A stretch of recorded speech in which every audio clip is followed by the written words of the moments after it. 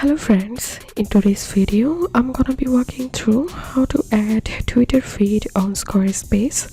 But before getting started this video, make sure to subscribe. Hold on a minute. So first of all, open that page or post where you want to add Twitter feed and click on edit and click on insert, and here you will find Twitter blog, so click on that. So the Twitter feed has been added. Now we need to customize the Twitter feed, so click on connect account. If you haven't connected any account, then click on add an account and click on OK.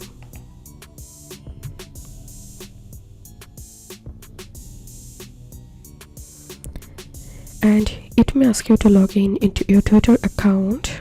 After logging in into your Twitter account, click on authorize app.